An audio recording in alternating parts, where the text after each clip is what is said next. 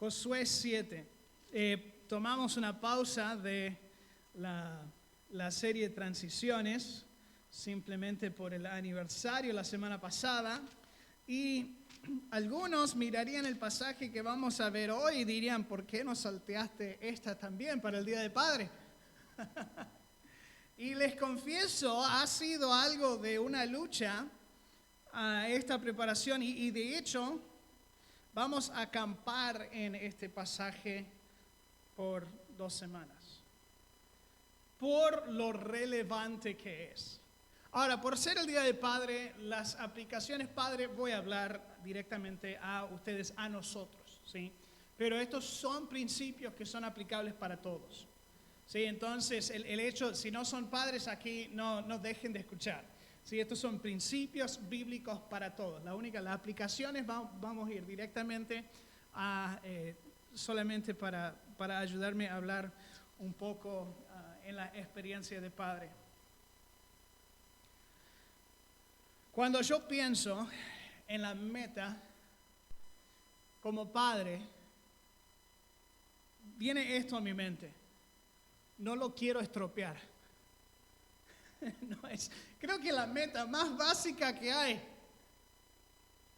Nace nuestro hijo, nuestra hija, tan pequeñitos y pensamos, ay, no lo quiero dejar caer, no lo quiero romper, son tan chiquitos, tan débiles, tan indefensos, y los agarramos así como cambiándole el pañal y vemos la madre así, dame esto, y nosotros no lo quiero quebrar.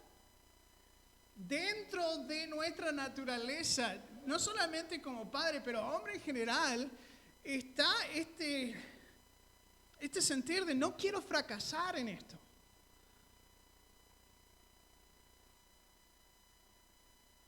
En nuestros trabajos, con nuestras familias, con temas del auto, de la casa. Queremos hacer las cosas para que no fallen, para que no fracasen. Pero lo más importante que no fracase es nuestra fe. Y hoy vamos a comenzar a ver lo que hace que una fe fracasa. A través de estos 2 capítulos, Josué 7 y 8, vemos, y particularmente el 7, pero vamos a ver el primer aspecto de una fe que fracasa, de los 3 que vamos a ver en estas 2 semanas. Cada uno de nosotros podemos luchar contra el fracaso de la fe al entender y tomar en cuenta las razones por el fracaso mismo de la fe que vemos en el pasaje. Lean aquí con sus ojos mientras voy leyendo el capítulo 7, los primeros 5 versículos. Pero los hijos de Israel cometieron una prevaricación en cuanto al anatema, porque Acán, hijo de Carmí, hijo de Sabdi, hijo de Sera, de la tribu de Judá, tomó del anatema y la ira de Jehová se encendió contra los hijos de Israel. Después Josué envió hombres desde Jericó a Ai, que estaba junto a Betabén, hacia el oriente de Betel. Les habló diciendo, subid, reconoced la tierra. Y ellos subieron y reconocieron a Ai. Dijeron, ahí está. Okay, eso no es el original.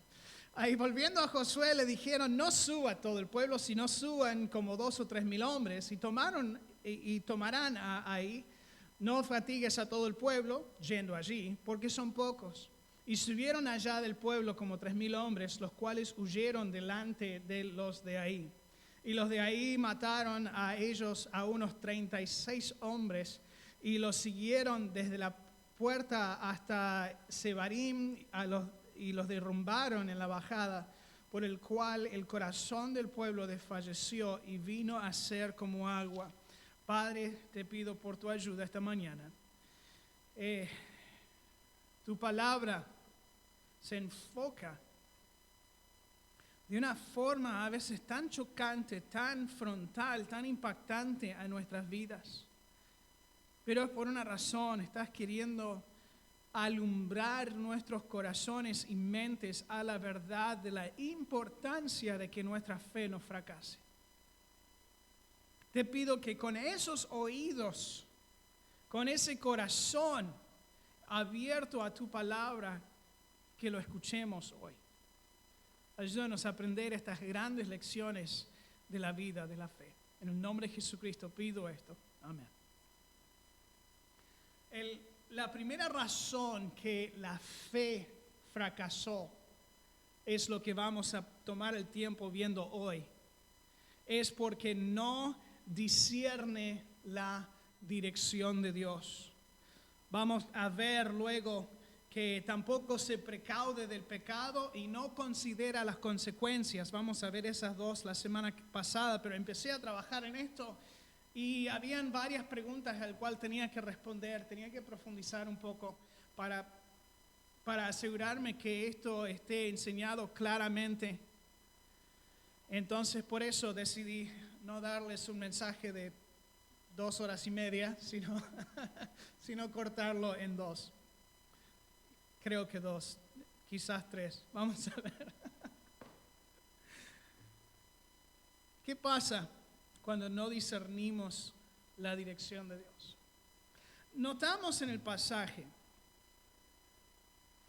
que de antemano el escritor del libro nos da a los lectores, ¿sí?, la causa principal del fracaso. El Acán tomó para sí mismo aquello que fue dedicado a Dios. La transgresión acá es descrito como la infidelidad de Israel en su relación de Dios. De hecho, la frase cometieron prevaricación es otra forma de decir fueron infieles. Está hablando del adulterio espiritual de Israel en su relación con Dios. Aunque nos dice claramente que un solo hombre pecó. De hecho, nos recuerda todos sus parientes. Sabemos exactamente quién es Acán. Pero notan aquí que aunque él nos dice exactamente quién pecó, fue todo el pueblo de Israel. En los ojos de Dios fue todo el pueblo. ¿Recuerdan en la escuela? Cuando alguien hacía algo malo, quizás robaba el lápiz de su compañero y la maestra decía, por uno, digan todos. No sé cuántos recreos teníamos que esperar sentados ahí en clase porque el uno que robó el lápiz no lo quería confesar o no lo quería devolver. Yo no era, quiero aclarar ahí. Pero es importante que veamos esto porque a veces pensamos que, bueno, es mi vida, mis decisiones, entonces son, mis consecuencias. Pero el tema es, recuerden, Israel era un pueblo ante Dios. Y nuestro pecado afecta a otros, impacta a otros. Entonces, la naturaleza comunitaria del pueblo de Dios ante Dios es algo resaltado aquí. Entonces, el pecado de un hombre, de hecho, era el pecado del pueblo. Ahora, ese término anatema indica que es una posesión consagrada a Dios. Típicamente era aquello que era destinado a ser destruido o usado en la tesorería del templo. Entonces la plata y oro, lo que fuera el botín de guerra que hubieran del pueblo que hubieran conquistado, entonces eso tenían que o destruirlo por quemarlo o llevarlo al templo para que solamente fuera usado por Dios. Al quemarlo, destruirlo, era una forma de asegurarse que nadie lo podía llevar a casa. Esencialmente, Dios les había dicho que en este pueblo, en esta primer pelea que tienen, esto es Jericó, van a destruir todo y no se van a llevar nada a casa. Nadie se lleva el botín, sino que todo era de Dios. Todo el botín de guerra, la propiedad, los tesoros, todo elemento encontrado en la batalla debía ser consagrado a Dios y no para uso personal. Era algo específicamente mandado que Acán hubiera escuchado repetidas veces. algo que se había practicado varias veces anteriormente si leemos a través de las diferentes batallas en el Pentateuco. Los primeros 5 libros de Levítico, Números, Deuteronomios, hay varias instancias donde esto se practicó. Y en cuanto a Jericó, fue instruido, sí. De hecho, si se fijan, capítulo 6, versículo 18 al 19. Será la ciudad anatema a Jehová. Ese es el término hebreo, jerem. Es lo consagrado a Jehová, dedicado a la destrucción, algunas traducciones dirían. Dice, solamente Rahab, la ramera, vivirá y con los que están en casa con ella, por cuanto escondió a los mensajeros que enviamos. Pero vosotros guardaos del anatema, ni toquéis, ni toméis alguna cosa del anatema, no sea que hagáis anatema el campamento de Israel y lo turbéis. Era la forma que Israel esencialmente diera el diezmo de la tierra a Dios. Recuerden, Jericó fue la primera ciudad en la tierra prometida. Y esto era una forma de esencialmente dar la primera ciudad a Dios. Tal como cuando un cristiano diezma, da el primer 10% de su ingreso al Señor. El cristiano hoy no lo hace por obligación, sino que declara algunas cosas al diezmar. Declara que, el Señor es primero en mi vida, incluyendo en mis finanzas.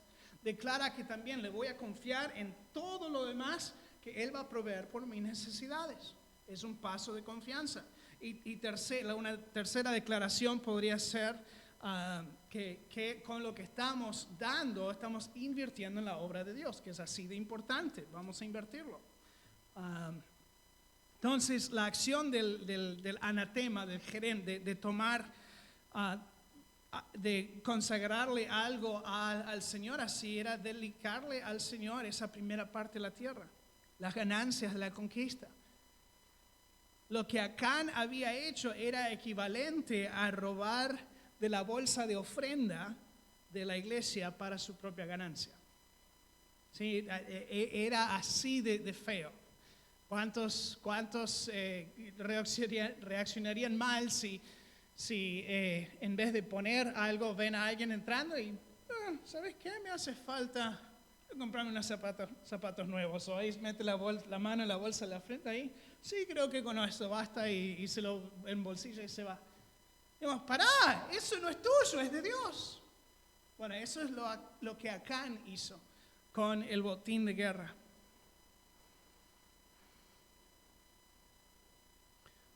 Una de las razones para ver esto como una violación increíblemente seria del mandato de Dios de parte del pueblo es porque después del proceso de santificación y consagración, ¿recuerdan cuánto tiempo Guillermo pasó explicándonos acerca de la circuncisión la semana anterior? El punto era, vamos a consagrarnos al Señor. Después de pasar el río Jordán, entrar a la tierra prometida, en un momento estratégico, militarmente hablando, en vez de seguir adelante conquistando la tierra, ciudad tras ciudad tras ciudad, ¿qué pasa? Toman una pausa. Dios dice, no, van a hacer esto, van a parar primero. Y el tiempo de sanación podría ser unas semanas. Ahí recién van a arrancar de nuevo. Era tan importante que Dios le puso, pará, hagan esto primero. Acaban de hacer eso.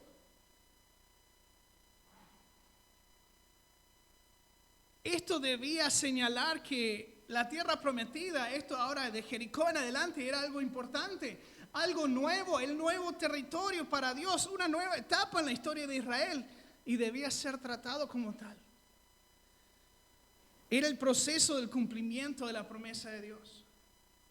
Israel estaba aún aprendiendo de la perfecta santidad y justicia de Dios. Admito, en ciertos lugares del Antiguo Testamento parece ser que la santidad de Dios se contradice con su amor y bondad en el Nuevo Testamento. Esto viene del libro La mente de Cristo, por Hunt y King. hace la pregunta, ¿pueden conciliarse los conceptos del Dios amoroso del Nuevo Testamento, el Dios santo del Antiguo? Sí, puede. Dios es infinito, inmutable. Pero como nuestra mente humana no puede comprender la infinitud, Dios nos revela diferentes aspectos de su naturaleza en los tiempos apropiados, lo que llamamos revelación progresiva. A veces estos aspectos parecen ser opuestos. No podemos ni siquiera comenzar a comprender la naturaleza de Dios sin aceptar que Él puede tener santidad y amor al mismo tiempo. La santidad de Dios es una realidad maravillosa y sin embargo terrible. En nuestra condición humana pecaminosa encontramos que su santidad es un atributo inquietante. Sin embargo, Dios es amor. De tal manera amó Dios al mundo. Dios sufrió gran angustia para alcanzarnos con su amor. El amor de Dios también es una realidad. La santidad hace que temamos a Dios, mientras que su compasión y amor nos acercan a Él. Estos atributos existen en la misma persona magnífica. El más claro ejemplo de la santidad del amor de Dios es lo que Él hizo en el Calvario. Nada como el Calvario nos muestra la santidad de Dios. Por causa del pecado, nada menos que la sangre derramada de Cristo en la cruz podía satisfacer los requisitos de la imponente santidad de Dios. Pero al mismo tiempo, nada como el sacrificio de Cristo nos muestra cuán grande es el amor de Dios. La cruz nos muestra cuán lejos la distancia que Dios está dispuesto a ir para alcanzarnos con su infinito amor.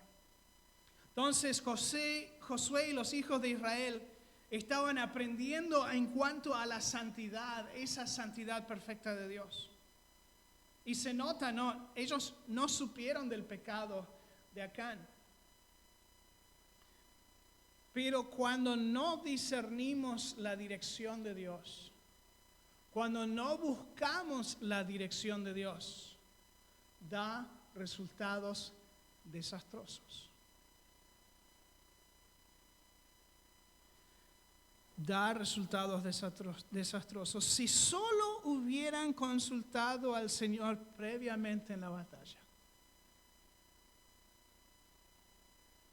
Si Josué hubiera tomado el tiempo de decir, Dios, hicimos eso, parece que es el próximo paso, pero vamos a pausar y vamos a consultar. ¿Qué habrá pasado? Quizás Dios habrá dicho, no tomes ni un paso más antes de arreglar esto. Y 36 israelitas estuvieran vivos días después. No hubieran experimentado esa derrota tan grande en Ai. Dios había provisto la forma de consultarle. Ellos tenían el sumo sacerdote ahí. Él tenía un proceso por buscar la voluntad de Dios. Ahora, quizás mires el pasaje y dice, pero acá no dice que no consultaron a Dios. Tienes razón. Y de hecho, no es increíblemente sabio argumentar un punto desde el silencio. O sea, lo que parece que estoy haciendo. Pero no estoy haciendo eso. Porque si te pones a leer a través del libro de Josué, ves un patrón que va evolucionando, un patrón que emerge. Ellos consultan a Dios, les sale bien. Cuando no consultan a Dios, no les sale bien. Y de hecho es un principio para nosotros también. Tanto quería que agarraran esto porque lo puse aquí en la diapositiva. Cuando se busca la dirección de Dios, Él acompaña y bendice. Pero cuando no buscamos su guía, Él no acompaña y nos encontramos con derrotas y consecuencias. Los primeros versículos del texto que leímos realmente demuestran una sobreconfianza errónea de los hijos de Israel. En lugar de su confianza en el Señor, dice, no suba todo el pueblo, son pocos. Esto es pan comido. ¿Cómo decir eso? Hay una sobreconfianza en sí mismo. Ellos tomarán ahí. No hay problema. Y el resultado de la derrota es el mismo sentir que Dios había causado en los corazones de los enemigos. ¿Recuerdan cuando Rahab estaba hablando con los espías? Lo vemos en Josué 2. Les dice, oyendo esto, ha desmayado nuestro corazón. Ni ha quedado más aliento en el hombre alguno. Otra vez en Josué 5, cuando todos los reyes de los amoreos escucharon que el pueblo de Israel había cruzado el río Jordán. ¿Qué pasa? Oyeron como Jehová había secado las aguas de Jordán delante de los hijos de Israel hasta que hubieron pasado y desfalleció su corazón. Por lo cual, y no hubo más aliento en ellos delante de los hijos de Israel. ¿Y qué pasó con Israel cuando tuvieron esta derrota de ese pueblo de pan comido? Los derrotaron en la bajada, por cual el corazón del pueblo desfalleció y vino a ser como agua. Es la idea de que tu corazón se derrita. ¿Alguna vez has sentido eso? Una vez sentí eso. Algo reciente, cuando fuimos de vacaciones, y la situación del charco, ¿sí? Varios de ustedes ya lo conocen. El tema es, y esto es la razón por la que, sí, en el medio del agua mi corazón se sintió como agua. Mi esposa, justo antes, ve el charco, me mira y dice, Ben, ¿estás seguro de que quieres hacer eso? ¿Y yo qué hago? Me inflo de autoconfianza, digo, ya tengo mis razones por qué o por qué no, y le doy para adelante. Queda trabado la camioneta en el medio del lago ese que era un charco. ¿Y qué hace mi corazón? Se derritió. Desfalleció y era... ¡ah! No tomé el tiempo de escuchar la voz de mi esposa. Ella está celebrando ahí. Otra vez había pasado años antes. Tuve un buen trabajo, un buen sueldo. De hecho, fue completa comisión. Entonces me iba bastante bien. Era en ventas. Necesitamos un vehículo más grande. Entonces entregamos mi camioneta viejita que usaba para el trabajo y la cambiamos para una monovolumen, una camioneta, y le digo al vendedor, me pregunta, ¿cuántos pagos quieren hacerlo esto? Le digo, esto yo te lo pago el mes que viene. ¡Fua! ¿Pero alguna vez paramos a buscar la dirección de Dios en esto? No. 2 meses después no tuve trabajo. Me despidieron. Y desfalleció mi corazón. Somos tan propensos a establecer nuestros planes y avisarle a Dios cuáles son para que Él nos bendiga. Dios, me voy para allá, ¿me acompañas? Pero la realidad del asunto es que Dios es el soberano de la vida, no el hombre. Santiago 4 lo dice así, vamos ahora los que decís, hoy y mañana iremos a tal ciudad, estaremos allí un año, traficaremos, ganaremos, cuando no sabéis lo que será mañana. Pero ¿qué es vuestra vida? Ciertamente es neblina, que se aparece por un poco de tiempo, luego se desvanece, en lugar del cual deberías decir, si el Señor quiere, viviremos y haremos esto o aquello. Si el Señor quiere. ¿Y cómo sabemos si el Señor quiere? Buscamos su dirección, le consultamos. Dios es el que hace planes y establece nuestros caminos. Proverbios 16:9 lo dice así. El corazón del hombre piensa o planea su camino, mas Jehová endereza sus pasos. Dios es el que establece nuestro camino. Al no buscar a Dios primero, la obra de la vida se hace vanidad. Salmo 127 lo dice así, si Jehová no edificare la casa, en vano trabajan los que la edifican. El Salmo 127 se trata de la familia. Si siguen leyendo, habla de los hijos, habla del hogar. Y de eso está hablando.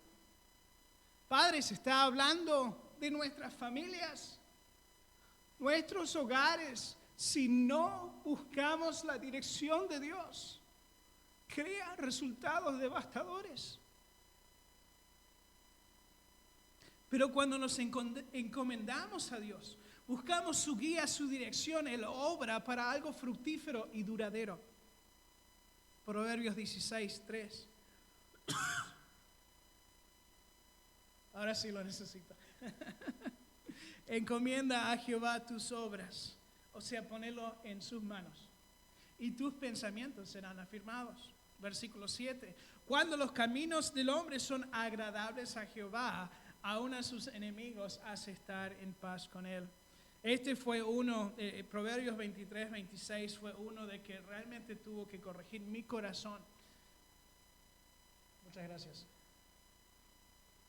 Un montón de alergias en esta temporada, como un montón. Dame, hijo mío, tu corazón, miren tus ojos por mis caminos. Este fue un versículo que me chocó de frente cuando en mi angustia de joven tratando de ver dónde iba a ir mi vida. Y Dios dice, con este versículo me dice, ¿querés ver a dónde va tu vida? Dame tu vida primero y yo te muestro.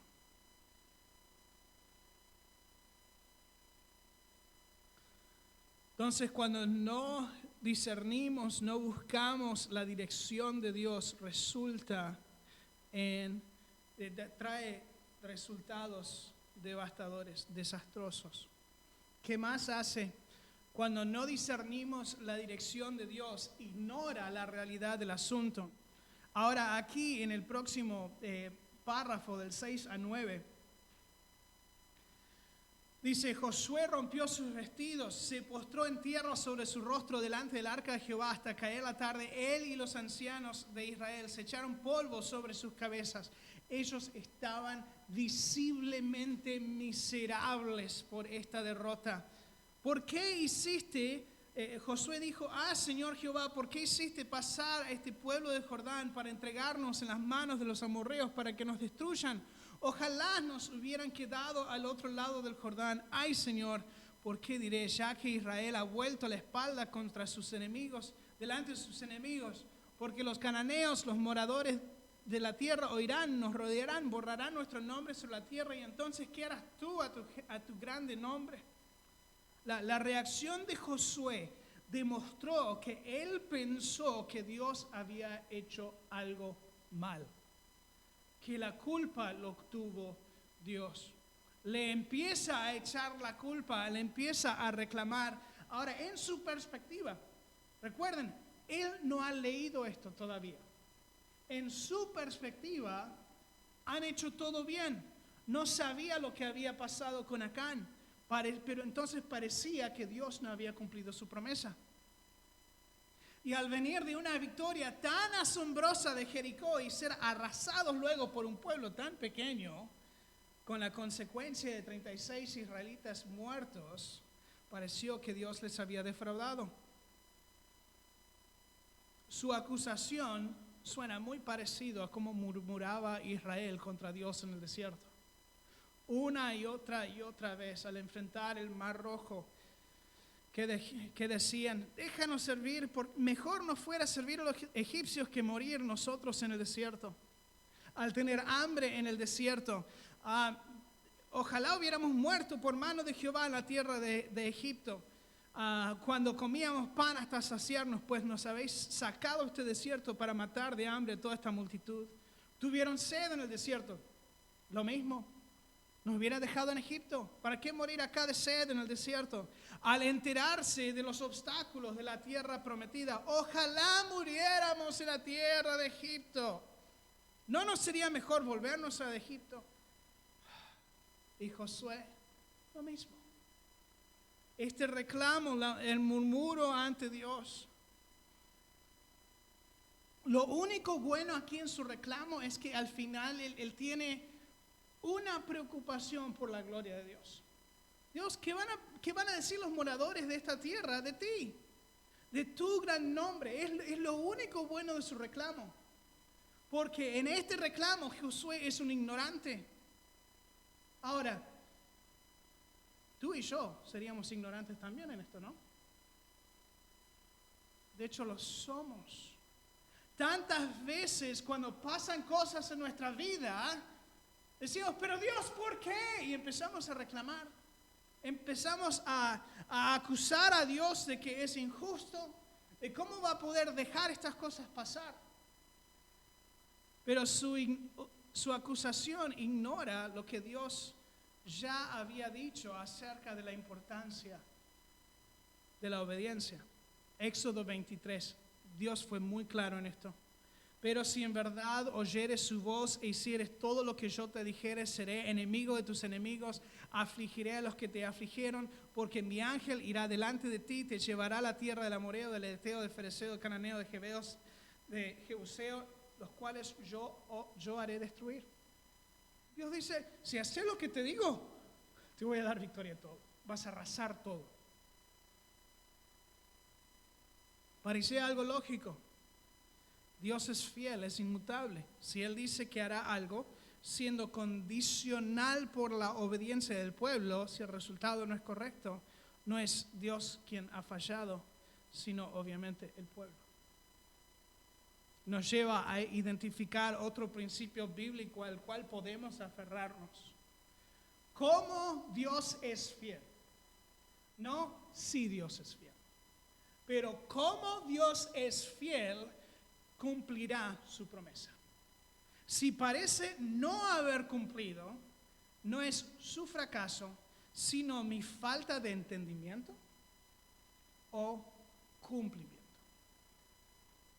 Mi falta de entendimiento puede ser, no entiendo los tiempos quizás que Dios da, no entiendo su razón por esta cosa. O, ¿qué estoy haciendo yo mal? Donde Dios no bendijo esa acción.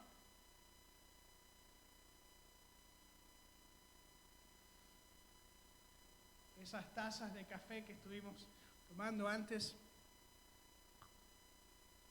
imagínense si alguien tuviera su taza de café y alguien viene y le golpea, entonces cae café en el piso.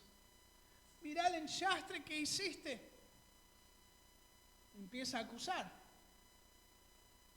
La causa de ese enchastre en el piso fue, alguien lo llenó demasiado al borde. No, es que alguien lo golpeó. No lo estuvo sosteniendo firmemente. No, la causa por la que hay café en el piso es porque había café en la taza.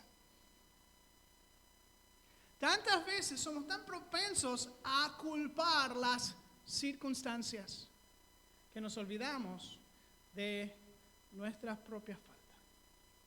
Ignoramos nuestra falta de obediencia. No podemos esconder la realidad culpando las circunstancias de la vida, porque las circunstancias, no crean nuestra realidad, sino que la descubren.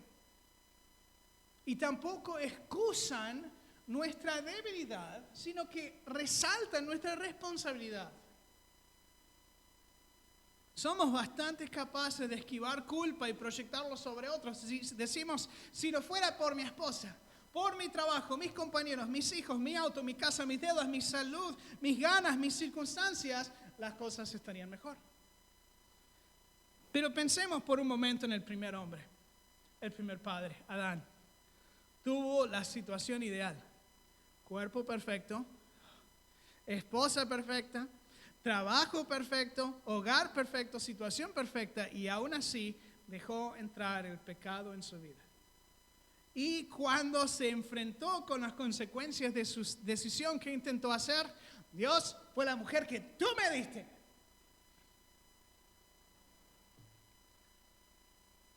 La realidad fue que él eligió pecar. Y ninguna circunstancia podía esconder ese hecho.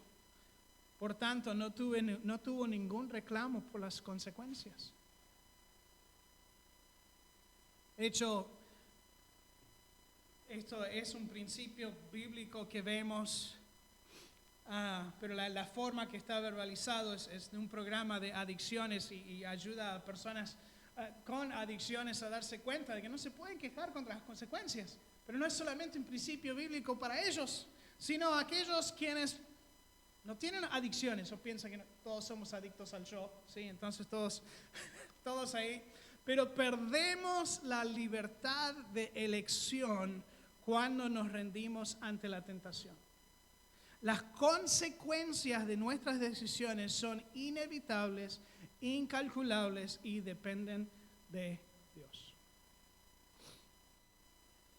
Entonces, cuando no discernimos la dirección de Dios, da resultados desastrosos, también ignora la realidad del asunto y finalmente niega la posición soberana de Dios.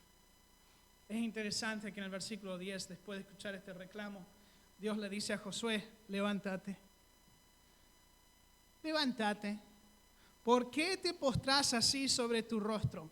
Ahora yo le estoy poniendo el argentino. Sí, acá dice levántate. No, levántate, deja de llorar, te voy a decir lo que pasa.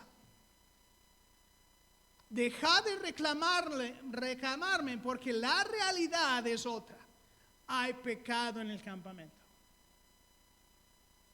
Entonces allí le da instrucción de cómo ir buscando esencialmente, cómo ir encontrando el que es verdaderamente culpable aquí y lidiando con el pecado. Pero la declaración de Dios pone las cosas en claro. Hay pecado en el campamento y van a corregir eso antes de que sigan adelante. La declaración de Dios resalta el hecho que el pueblo de Israel no está del lado de Dios. Ahora, la semana anterior,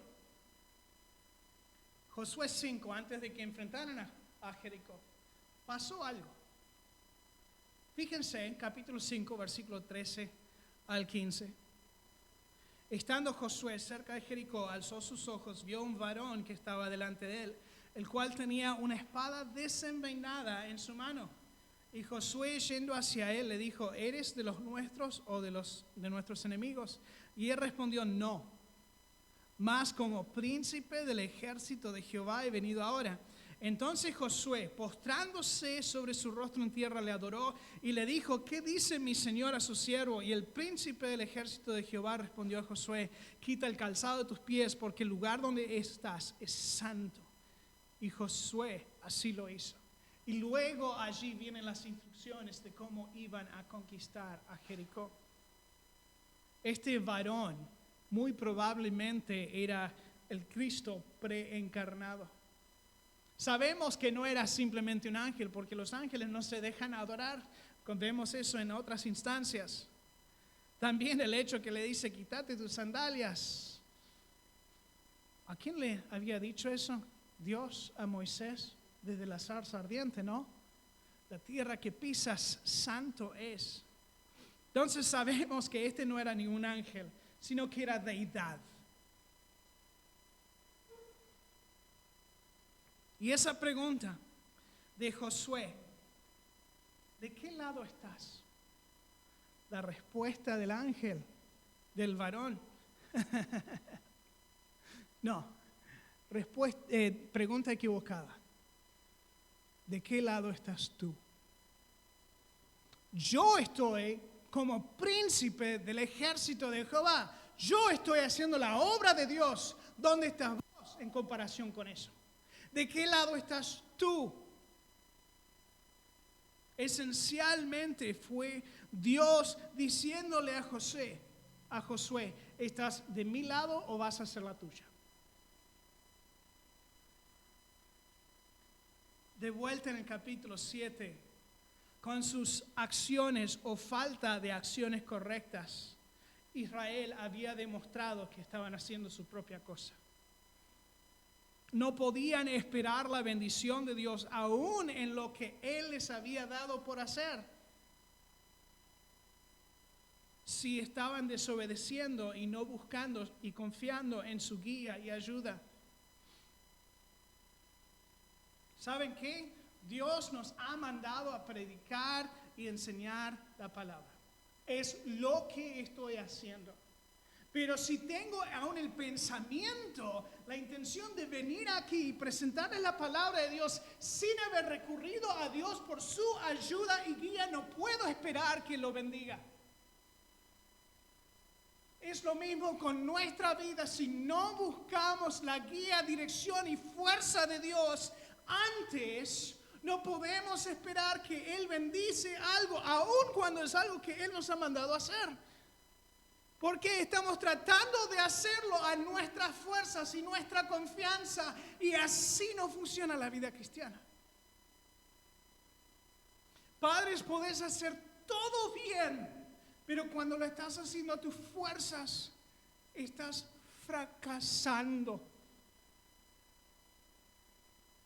Porque tus fuerzas no bastan. Porque en tus fuerzas vas a fallar.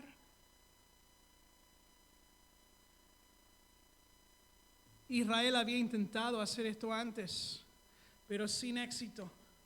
Recuerdan que fueron los 12 espías y a todo este tema por entrar, y por su incredulidad Dios no les había permitido entrar. ¿Y qué hacen? Podemos leer en Números 14 al final del capítulo que igual un grupo, después de que Dios le dijo no van a entrar, esta generación ya no entra. Fue un grupo, intentaron entrar. Moisés le dice, ¿qué están haciendo? Están desobedeciendo a Dios. Y podemos pensar, pero si Dios nos dijo que entráramos a la tierra. Estás obviando lo que Dios recién dijo. Estás obviando la guía y dirección de Dios. ¿Y qué pasó? Los primeros con que se encontraron, los echaron de vuelta. Derrota.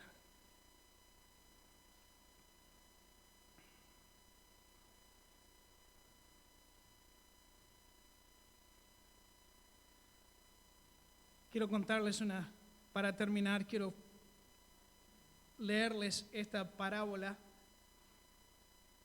la parábola de Fede. ¿La han escuchado? Sé que los jóvenes sí. Si lo recuerdan. Una vez había un joven llamado Fede, cuyos padres lo amaban mucho y de hecho le dieron un auto nuevo para su graduación. Su padre le indicó que necesitaba aprender las reglas del camino, leer el manual del auto, seguir la ley, pero Fede presumió que su padre estaba simplemente tratando de ser difícil, limitando su diversión. Entonces Fede le ignoró. Fede no quería pagar la gasolina, entonces le puso aceite de cocina en el tanque. Obviamente, el auto de Fede no arrancó. Entonces agarró la bicicleta, fue al trabajo así hasta que lo repararan. Fede se enojó bastante porque su padre le permitiera su auto nuevo que dejara de funcionar y por obligarlo a andar en bicicleta. ¿Cómo podría ser verdaderamente amoroso y permitir que eso me suceda? Después de que Fede cambió su auto nuevo por un auto usado que funcionaba, ignoró esas irritantes luces en el tablero y nunca cambió el aceite. Y un día el auto de Fede se reventó. Explotó y el motor sufrió daños permanentes. Ahí Fede otra vez se enojó con su padre por permitir que su auto explotara. Y por el momento tenía que andar otra vez en la bicicleta de su hermano menor para ir al trabajo. Fede finalmente encontró un viejo auto usado que podía pagar. Tenía los faros rotos, el parabrisas roto, olía a perro, pero las luces traseras funcionaron. Entonces Fede decidió conducir su auto en reversa, así usando su espejo retrovisor para ver. Todos, incluido Fede, estaban extremadamente estresados en camino a su trabajo, mientras él iba desviando de un lado para el otro, tocando en la bocina para advertirle, pero él les gritaba por la ventana que lo dejaran en paz. Al día siguiente, conduciendo así, causó un choque enorme. Muchas personas resultaron heridos. El auto de Fede apareció dado vuelta en la zanja. Fede se enojó un montón por su padre, que le hubiera dejado meterse en un desastre así y dejar que la policía le quitara su licencia de conducir. También estaba enojado porque lo hizo pasar una semana en el hospital, 6 meses en la cárcel, y permitió que su jefe lo despidiera por no presentarse al trabajo. ¿Cómo podría su padre ser bueno y permitir que todas estas cosas malas le sucedan? Él pensó. Una mañana, indigente en la calle, comiendo de la basura, encontró un manual del automóvil y decidió leerlo. Esa tarde, Fede tuvo una revelación que le cambió la vida. Se dio cuenta por primera vez cómo estaban diseñados los automóviles para funcionar. La importancia del aceite, del combustible. De hecho, habían cosas bastante buenas que estaban diseñadas como la radio, el aire acondicionado.